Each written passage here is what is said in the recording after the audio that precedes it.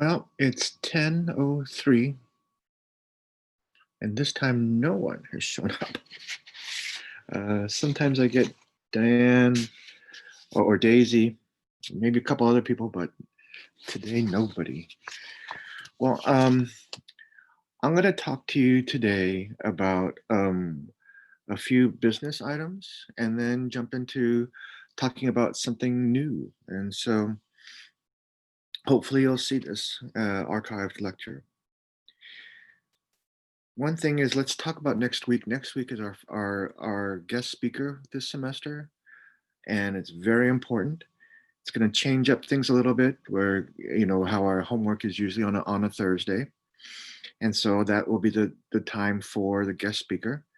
And so, like usually, when I give you a chance to do something early, like we have today, able to do the video early, we're going to give you 1 day grace period. I want to give you always 48 hours or so to do the homework, and so it'll be watching participating with the guest speaker, and then you get it up to the end of the day, Friday, to give me 2 paragraphs on the guest speaker.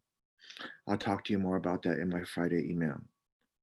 Um, I think it's really important that we try to get as many people as possible to the guest speakers as we can. So I'm going to offer extra credit for anybody that shows up next week, Thursday morning. And that will be in the email as well.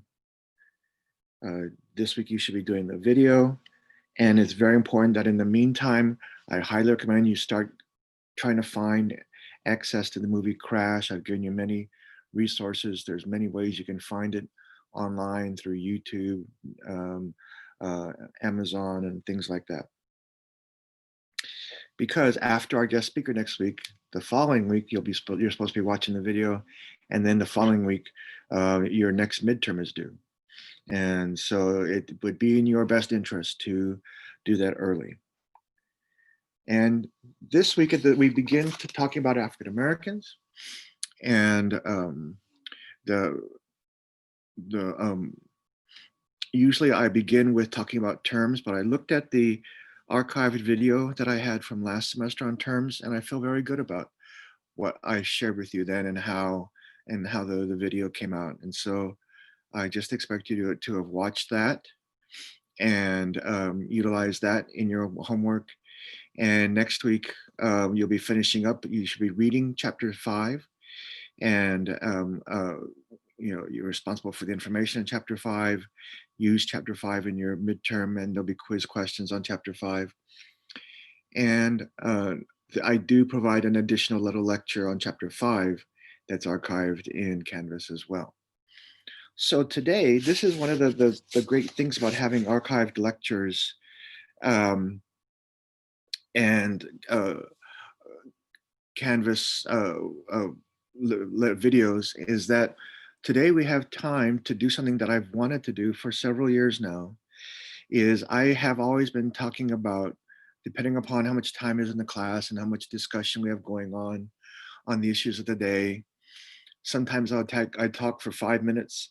Sometimes I talk for 30 minutes in class about my time on the Racial Profiling Commission. I was on the Sacramento Racial Profiling Commission. The joke is, we were in charge of all the racial profiling in Sacramento. We were commissioned to do it, kind of thing. Bad joke, as usual. But I would talk about what I learned about racial profiling, what racial profiling is and is not, and I've always meant to write it down and to record it. And today we're going to do that. And so I'm going to go to share screen so you can see the PowerPoint slide I created for it, and a little something there that you don't need to see. I was just doing that while we waited for everybody to begin. But before I do that, I do want to point out that though, let's see, in fourth module, in the chapter 5 area of Canvas, I want to remind everybody about There's all of these archived documents and videos for your use. I was able to upload the chapter 5 lecture, but not the terms lecture. It was too long for the Canvas to handle, and it wouldn't work as a little video. And so you have to click on the link. But here's the article that we're going to talk about today. And the article is focused on this, and I want to open up the article, the paper, and it's illustrated in these points here on this PowerPoint. And I'm going to get it to let me see. No, I was going to have it where my video wasn't there, but it's not necessary. All right. So let's begin. These are the basic points. Someday I might turn this into 3 slides, but I figured it all could fit on one uh, slide today. These thoughts and this article this paper that I wrote out for you folks is fresh, is really fresh. It's so fresh that last night I was thinking about it, and I came up with some more information that I want to put into the article. And so it's so fresh, it's not entirely done yet. And so it's like 90% done, but you're getting it now when it's mostly done, and it's so raw. I'm still finishing out some of it. But here it is mostly. And like with many things, if you get a chance to go back and read my uh, professional philosophy statement as it connects to internment camps, that in which I might be sharing with you folks in a video, and in a PowerPoint as well, because hopefully this will happen as well, where I can be able to put it down, something in a presentation, something that I've been sharing with folks in class in the past. Is the way I look at a particular issue gets very multi-contextual, and it connects to a lot of things we're talking about in sociology and a lot of things in class. That's the way I do. That's the way I work. So the issue of internment camps, Japanese internment camps, connected to a whole bunch of things. And this issue of um, racial profiling and my time on the racial profiling connected to a lot of things, connects to a lot of things. The first thing is the definition of racial profiling. It's very important that, we began this class in the first week or two talking about a lot of key terms, and one of the terms is the difference between prejudice and discrimination.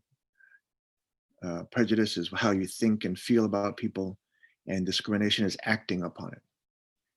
Now, one of the key components is that a lot of people think of racial profiling in the same exact way that they think of discrimination, and it's not. Racial profile, there's an overarching term, discrimination, and underneath that, one subset of discrimination is racial profiling. And we came to this realization when we were the first couple meetings of our commission were all about the definition of racial profiling. And if you research the matter, and you'll see that there are many different uses of the term racial profiling, and it comes up in many different contexts. And what we realized for our commission, we at first were, one of the things we're toying with was any interaction with law enforcement. This is the Sacramento Police Racial Profiling Commission, and so that's what that made a lot of sense. But there's a lot of things the police do. They do they go to domestic disturbance situations, and we talk about the judicial system, the law enforcement system. There's what the the prosecutor chooses to do, what the judge chooses to do, what happens in at every level. And we were only talking about what the police do. And even within what the police do, what we realized was our commission was given a mandate that we were only allowed to research and discuss um, uh, the actions of police in traffic stops. That's it. All of the other things that police might do, we were not allowed to discuss. It was out of the purview of our commission. It's pretty frustrating for some of us because we had a lot of other issues, concerns related to the criminal justice system, and we wanted to expand our scope, but that's what we had to decide upon.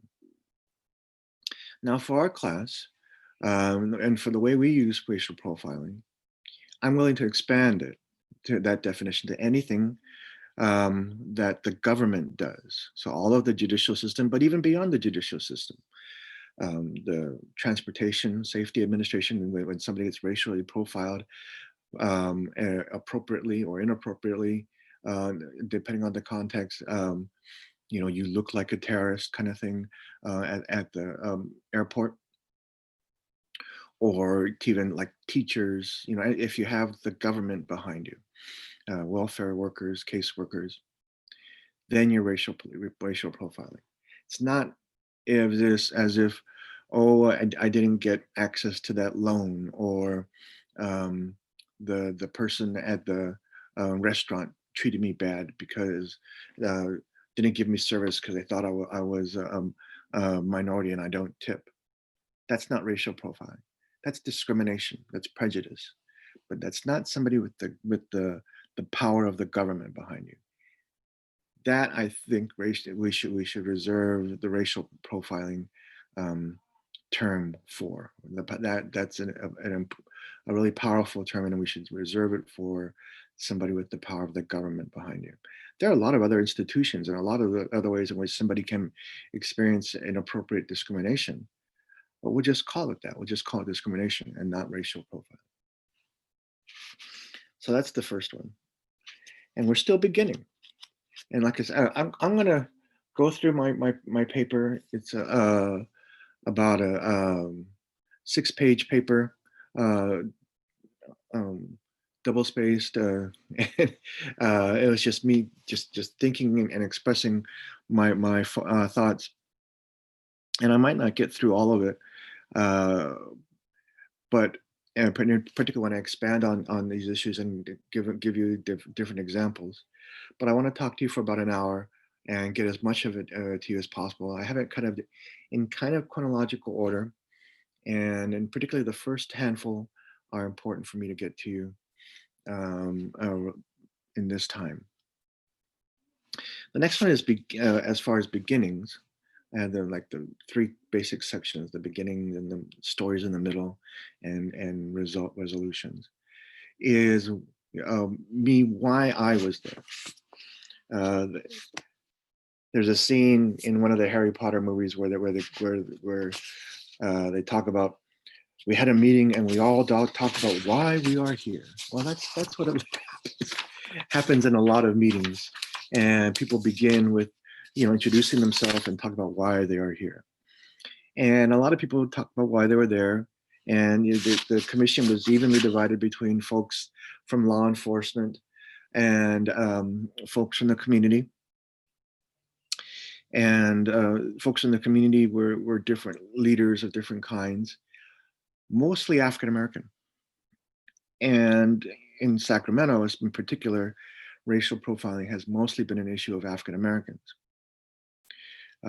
West Sacramento, there's a lot of accusations, a lot of stories about racial profiling and Latinos and issues of their gang policies. But in Sacramento, most of the discussion has been about African Americans. And so most of the people there were African Americans. Well, I got to say, this was for me what sometimes I call pulling a Kawamoto, or my own personal affirmative action policy.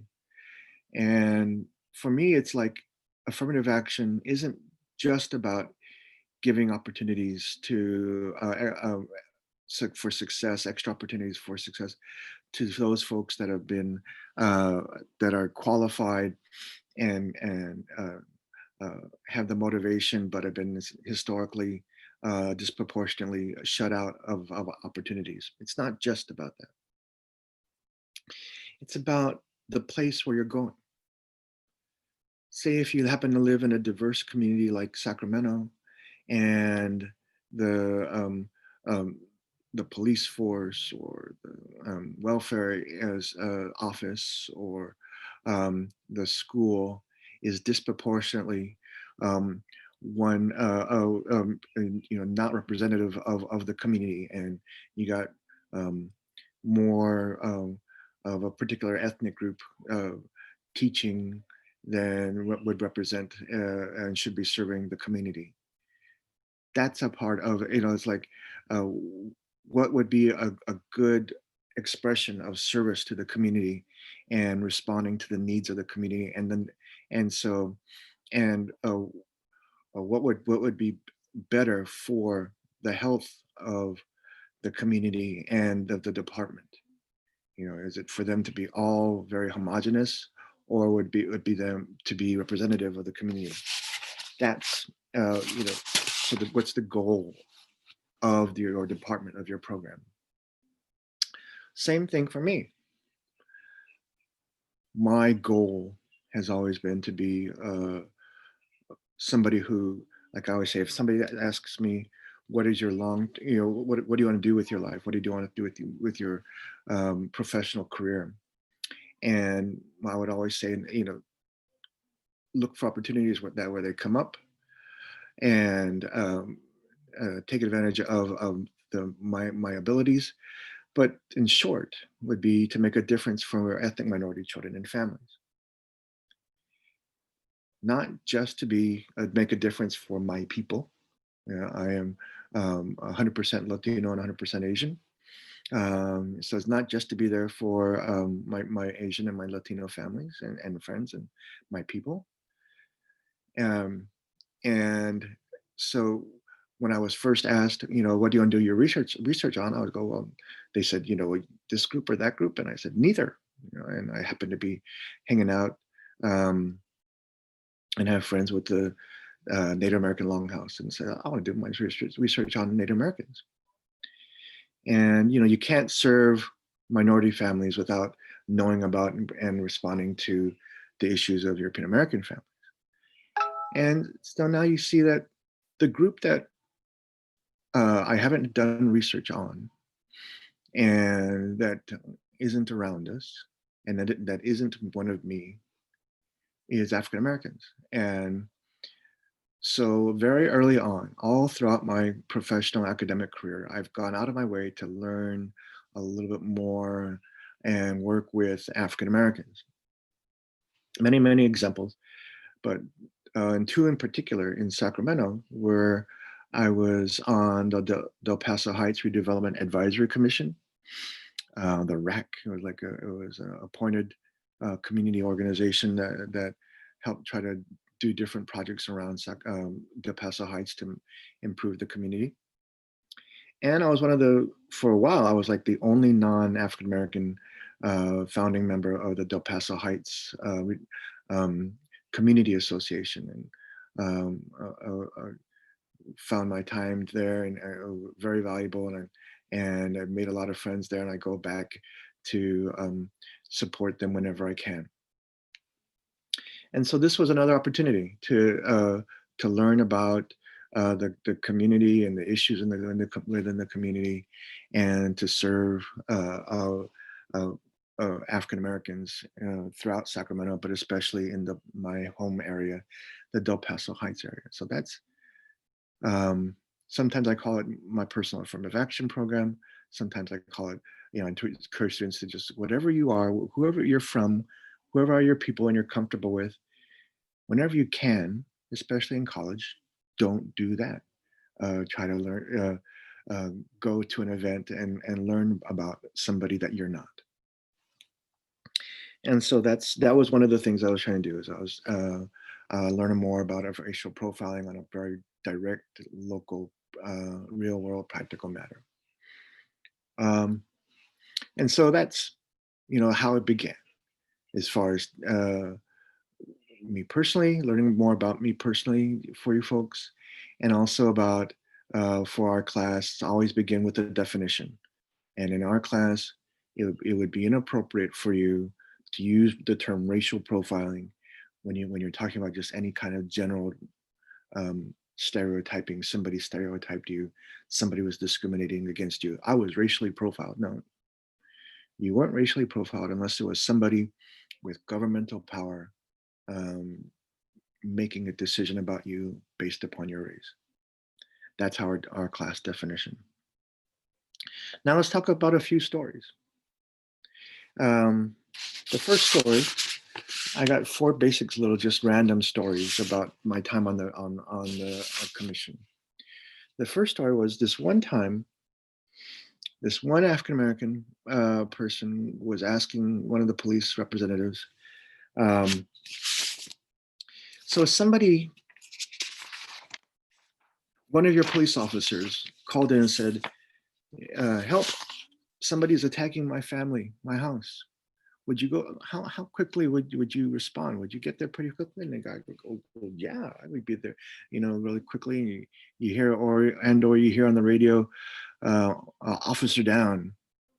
How would you respond, and how would you be? Uh, uh, how concerned would you be? Well, they're one of us. We would be very concerned. And the guy goes, "Well, yeah, but see, that's the whole point. You should feel that way about everybody."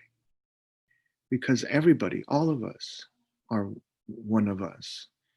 And when you hear on the radio that somebody is experiencing a crime, you should be responsive to their needs as if they're one of us. And you should have that feeling just as if it was one of your fellow police officers or a family member. By the way, you notice I'm going to be saying police officers and um, a lot of my students like to say cops. It's great if you say that in class and in our online discussions, but in our midterms and final, that would be regarded as slang, and I grade down for slang. So let me give you some more about that story. So, related to that one of us, we want to make sure that every level of that idea is responded to. Now, here's some ideas. Uh, the police should look at the community they serve as their own. They should live in the police officers should live in our community, live in the Sacramento community, um, live in the neighborhoods where their station is, and they should so that we should recruit students from the high schools and colleges from within the community. Uh, and incentives should be provided to encourage officers to live in this community. We should be able to say, "Hey, don't mess with that police officer. He's from our neighborhood, and he lives down, and his family lives down the street. He lives down the street, or she." Uh, there have been many examples throughout the country where police officers are given financial incentives, better deals on homes uh, to uh, uh, to live in a home from within the community that they serve, and that should be an opportunity afforded a police officer, new recruits. Some have said that some police officers don't want to live in these communities because they fear for their families. My response is I say that if the officer is doing a good job, they have nothing to fear. So that, there's a lot of incentive on both sides. This community can support that a police officer and a police officer can feel connected to the community. Another amendments I have was the issue assessment. Uh, One time for one of our sessions, the commission was given the opportunity of seeing the actual form, the actual standards, the different ways in which police officers are assessed for retention and promotion as they go into their ranks, and on a regular basis. And what the commission members noticed, it was pretty punitive. It was, like you say, when you talk about incentives for students, or they have the metaphorical carrot. You give them a reward for doing good, or the stick. You give them a metaphorical punishment for doing bad. Well, almost all of the assessment was stick. It was like, just basic, did you get a good score on some evaluation, whether it's ability to marksmanship, or basic knowledge score, or are there no negative letters, negative marks, reports on your record? That was very, it's looking for bad stuff. No real spots in the assessment criteria that really celebrated, gave opportunities for recognition of positive stuff. Of didn't really give the officer to list times when they volunteered for community outreach efforts, or the athletic league, or something like that, as a way to how many times have you done this, and let's reward you for doing so well with those kinds of things. Very little of that. And so what we recognized in the commission was, why should a police officer feel encouraged to have a good relationship out with the community if they're not, there's no incentive to do so, if there's no recognition of that in their assessment, in their job assessment. And so we need to do that. So if good behavior is awarded, only bad behavior punished, why should we expect our police to make the extra effort to improve the climate? Now, here's another one too that might answer that last question. One of the police reps shared with me, one of the police union reps shared with me that he didn't think that what was going on was an example of the stories that we were seeing about racial profiling were actually racial profiling. He said he thought it wasn't good policing. I said, what's the difference?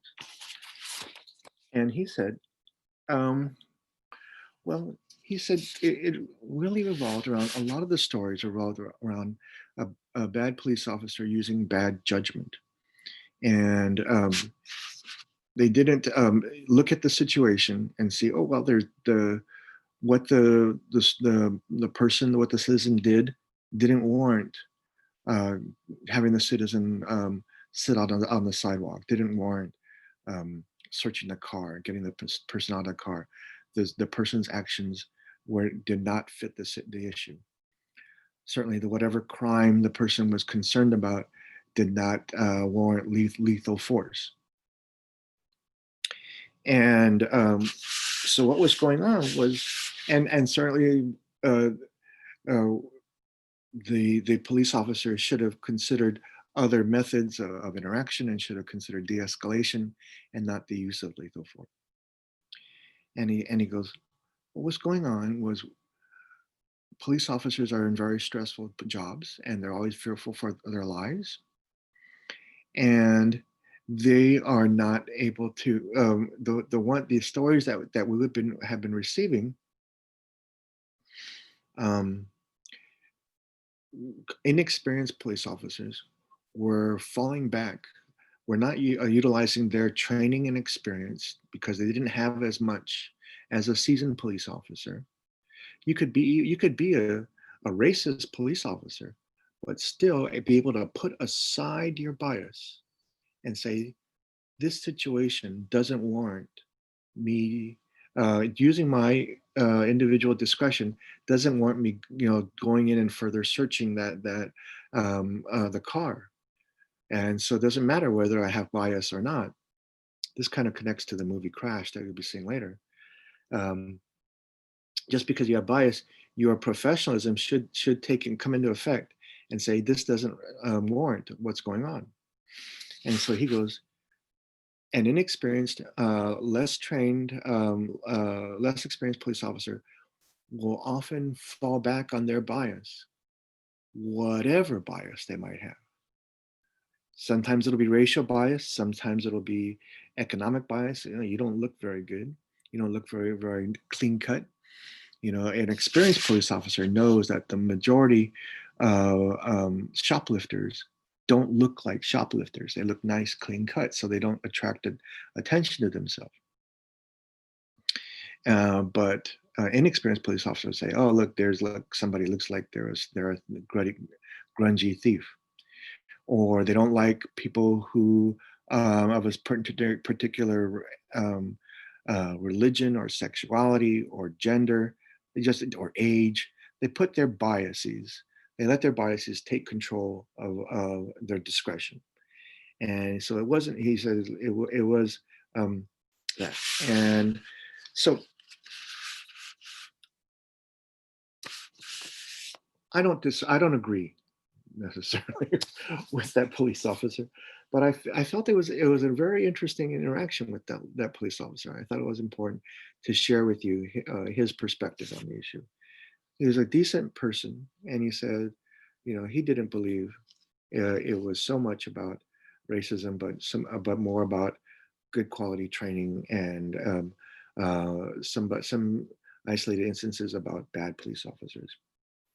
So the issue is assumptions, and so then it's letting your bias and assumptions cloud what you perceive. And in sociology, we call that symbolic interactionism. And it's like looking at somebody and letting that your perception of them cloud your judgment, and they don't fit what you think of we talked before at the beginning of class about how when you encounter somebody and they don't look like what you think of as an American citizen. For a while, it was like just a white male with land was an American citizen, and anything that doesn't have that, you're not an American citizen. Now we have these perceptions of we want to take our country back. Who's our country? Back from whom? And so from an American Indian, Native American perspective, they're all confused, right? Well, same thing with what it means to the same exact situation being interpreted through somebody with a biased eyes. The problem is if it's being interpreted by somebody with biased eyes and they have the power of government, of the police behind them. Now, nobody is a better modern day sociologist and brings these issues to an entertaining point than one of my favorite people out there these days, Michael Moore. And I want to share with you this little snippet that will illustrate that. So let's go. Let me to YouTube, and I have showed you that link there on the PowerPoint. But I want to show you this YouTube clip, and it's very relevant to our situation. This is called. One night, there's a whole building It's only a wall. in front of me. I saw Mickey Mouse and Donald Duck. Come on, seriously? No, seriously, I saw it on the wall. I swear to God, they were walking up the wall. I saw a big 10-foot-long yellow checker cab convertible. And it looked like a big worm just going in and out like that. The room I was in had a lot of plants in it, and they were coming alive like little spiders. This part's almost over. I offered to take my eyeballs out. There are some people in this country that are having these hallucinations, and they use no drugs whatsoever. Perceptions. That's pretty cool. How do you do that? You just look at a black guy, and you start thinking some strange thoughts. Watch this. It's not easy being a police officer. Day in and day out, they risk their lives to protect us. But lately, some police officers have been seeing things. In Detroit, police killed a man who was holding the remote control to his VCR. The police said it appeared to be a gun. In Arkansas, a policeman shot a man who was holding a hair clip. The police thought the clip was a gun. In Chicago, a police officer shot a South Side woman who was carrying a spatula. You guessed it, he thought the cooking utensil was a gun. Real instances. These are real It seems events. like when a police officer sees a black person, they see a monster. And every time he sees a black person holding something, he sees a gun. One night last year, 4 New York City police officers saw the same thing at the same exact moment. They shot and killed Amadou Diallo by firing 41 bullets because they all saw a gun in his hand. But once again, it wasn't a gun. Even This before time, Rodney it King. was a wallet. A wallet? Time to make the streets safe again. Attention, attention. The New York City police have a difficult time distinguishing between a gun and a wallet. Please come and exchange your black wallets for this beautiful day-glow orange wallet that no policeman will mistake for a gun. Step right up here with your black wallets. Black wallets out invisible so I can see them. Thank you. Day-glow orange. Trade them in for day-glow orange. How about the police who don't know the difference? Talk There you about go. action. Thank you. Wallets right in here. That's right. Here we go. There you go. Yeah, you got to throw your wallet away. It's only a wallet. Only a wallet. Well, the wallets were a start, but there was still much work to be done. Thousands of African Americans were still walking the streets holding house keys. See, that looks like a gun. A bad idea, considering a cop in Florida shot Jerome Richardson after mistaking Richardson's keys for a gun. If I get a little orange on it, you'll be okay, right? Thank you. And don't forget candy bars. Perhaps people don't remember that a federal agent shot 17-year-old Andre Burgess after mistaking his Three Musketeers bar for a handgun. You like Three Musketeers? Snickers. You like Snickers? Well, there was a guy killed with a Snickers too. Nutrageous is good too. Huh? Nutrageous. Nutrageous? No one has been killed yet with a nutrageous in his Orange, hand. outrageous. If you're gonna eat Snickers, especially around here. All right, let's see how that looks. Oh yeah. Safety orange only goes so far. My philosophy is you can never be too safe. That's why I suggest urban camouflage. The police can't shoot you if they can't see you. There's just one of us standing here. I want you to carry this with you at all times. All right? And then if you see the police coming, right? All you got to do is slip it right over you and just set yourself out on the curb like a piece of garbage.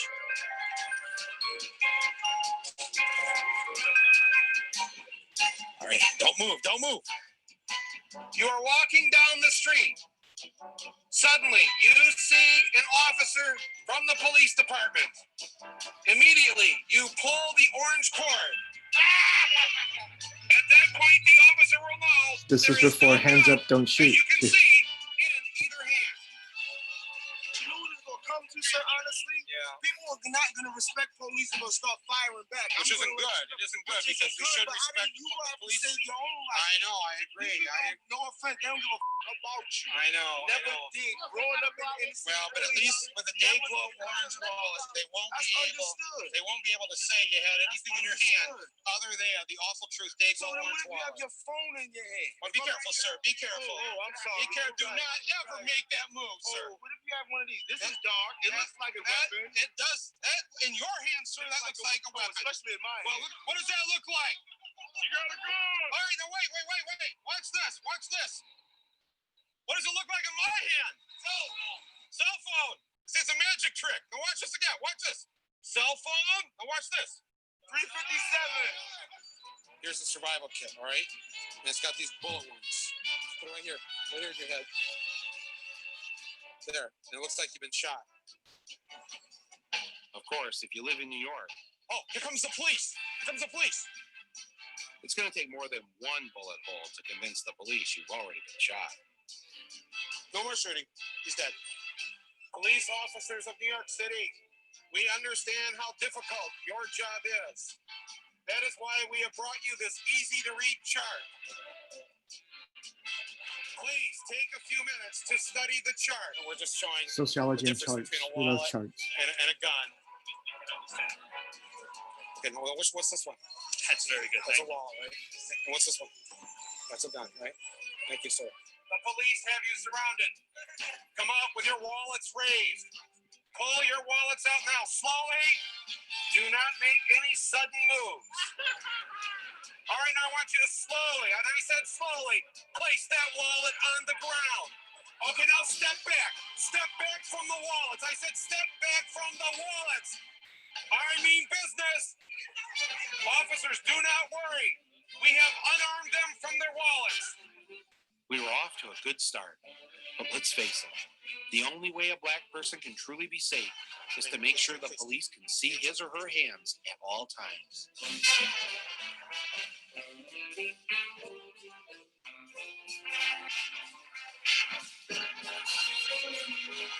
See the late 80s, early 90s jackets.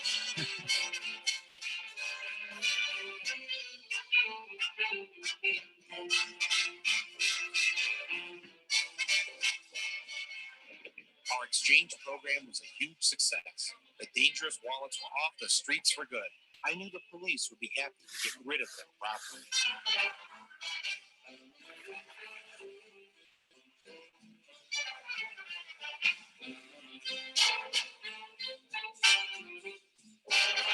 Officers, we have some wallets we'd like to exchange. We've been all over the streets of New York today collecting these wallets. We just want to exchange them. Can we exchange them with you? We don't do that. But they're dangerous looking wallets. You know, we're keeping the streets safe. Thank you, sir. That's one less dead black man.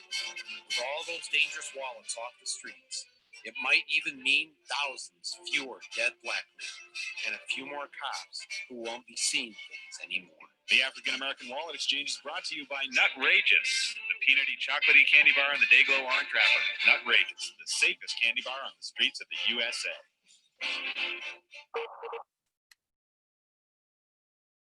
So that was my little illustration there.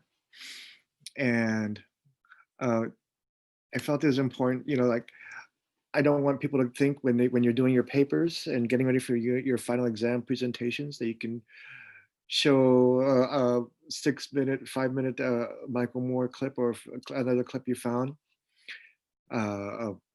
But this was an hour-long discussion, and I thought we could do a little break there to show you symbolic interactionism and the idea of letting your bias cloud your judgment. It means something in law enforcement. It means something when we talk about it about racial profiling. Next and final little story I want to share with you is the issue of sanctuary cities. This was the term sanctuary cities was again popping up, and there were a lot of efforts to reclaim the term, renew the term. You got to remember that Sacramento became a sanctuary city in the 80s when it responds to a lot of the refugees coming from Central American countries. So it was initially put out in that context. And then so they wanted to renew themselves as a sanctuary city in relation to a lot of the influence of and the needs for our immigrant population, especially our Mexican immigrant population in the early 2000s.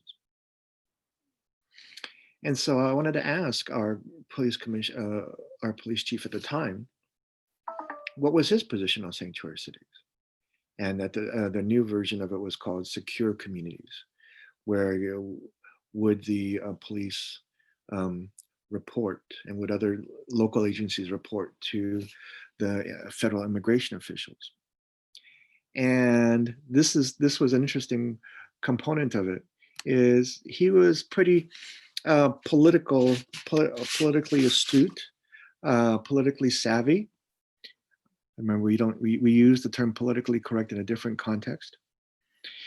And he realized that in Sacramento, our community wants to be a sanctuary city. We elected people that were supportive of sanctuary city. They have a long tradition of sanctuary city.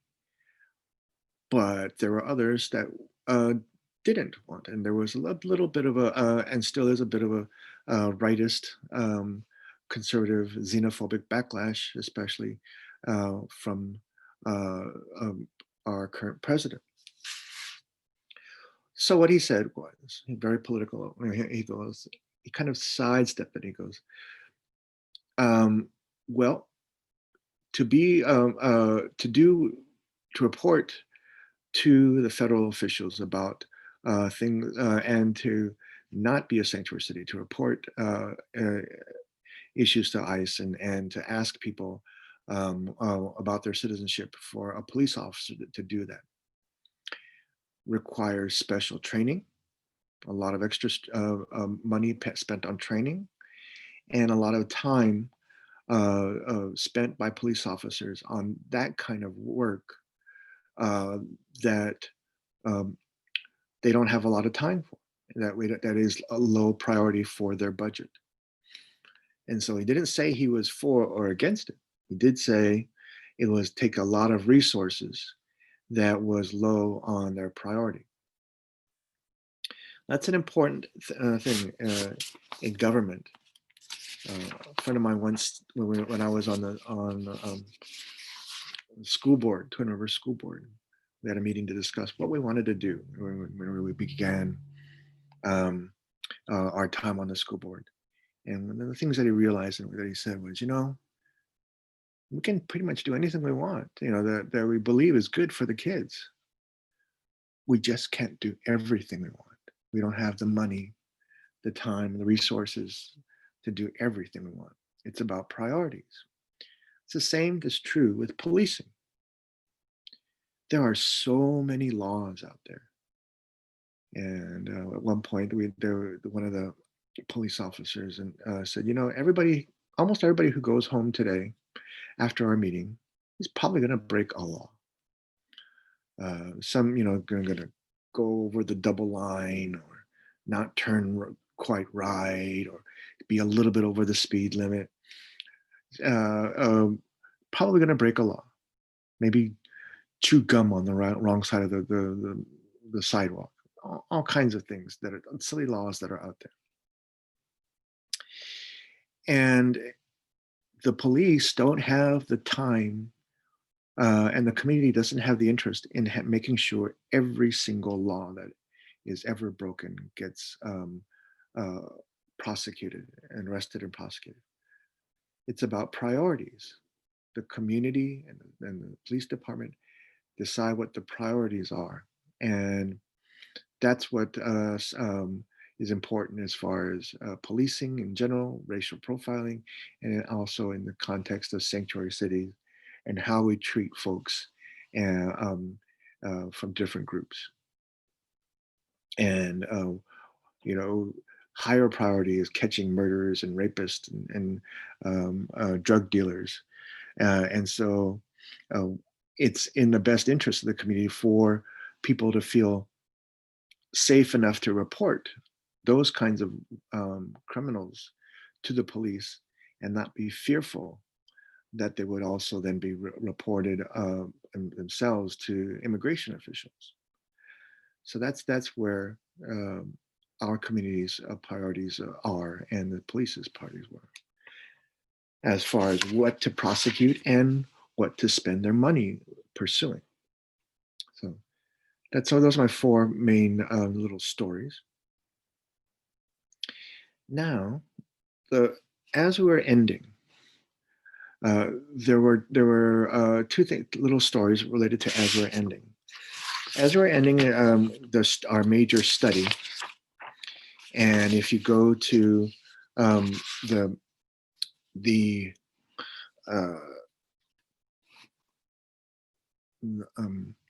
article that I provide two other additional resources. I provide a link to or a description of how to find a really good documentary on racial profiling and the difference between profiling and racial profiling. In police, profiling is appropriate, racial profiling is not. And they clarify what that is and have a good description of the studies around racial profiling. And the key issue is the the discretionary move after a person is pulled over in a traffic stop. All that's detailed in a good documentary called America in Black and White, um, Racial Profiling. And I also provide you a link to the Sacramento Community website that talks about the commission that I was on. And in addition to the study that we did, they also, we did a bunch of community town hall forums.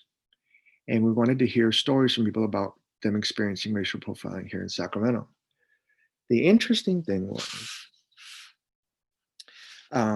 that almost all of the stories that we got at the time did not involve the Sacramento City Police. They involved people were talking about their time. There were disproportionately, quite a few of them were about the sheriff's department. And sometimes it was about the state police, sometimes it was about like a school police. And what we realized, what we learned was a lot of people in the community don't see the difference between all the different various police. From them, the police is the police, and also the police are the spears tip of the government. You know, one of the main interactions that they have with the government. So it's not just how they feel about the police in general of all kinds, also how they feel about government. And so that was very important to realize. And so like all of the different police departments need law enforcement need to work together because the community doesn't see this difference. And the other part is we realize that sometimes there's a difference between how police are perceive themselves, and they quite often take advantage of the opportunity to shop around and find an administration that is more friendly to their attitudes. And we need to, as a community, make sure every branch, every part of every law enforcement department has a commitment to against racism and against racial profiling. And finally, with the actual results of the study that we did. You'll see if you go to that link in my article. There was a lot that was learned, but I'll give you the number one highlight. The number one thing that there were some newspaper articles that came out said, study of racial profiling in Sacramento proves that racial profiling exists in Sacramento. And this is an opportunity for a little research methods lesson, because the study kind of proved what we call the null hypothesis, where it clearly stated that found that as a matter of chance, there were far too many, particularly African Americans, being pulled over and processed for prosecution in traffic stops than would normally happen by chance. And so disproportionately more African Americans were pulled over than should just happen as a matter of their representation in the community. And so the results of the study showed that it certainly seemed like the data supports the idea that racial profiling could be happening. Didn't say it was happening. And so what we as a commission realized and came to the conclusion was that it didn't really matter whether or not racial profiling was happening. When you combine the data from the study and when you combine the stories from the people believe it's happening. This is very sociological. And so what we realized is that there's a relationship problem between the community and the police. But the difference is that it's not an equal relationship.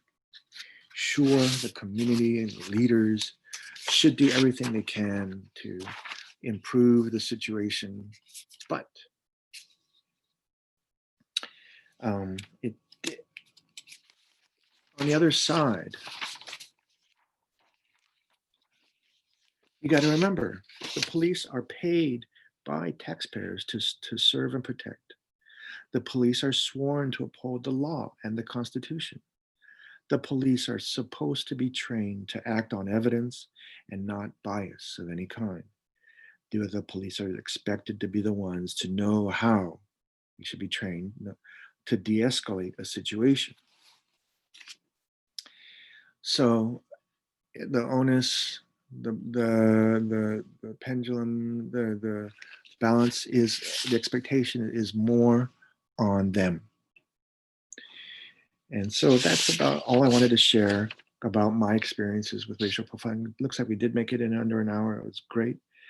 There are times when a good police officer, I do want to conclude by sharing, the difference. This experience has definitely helped me to understand police officers and the issue in various ways.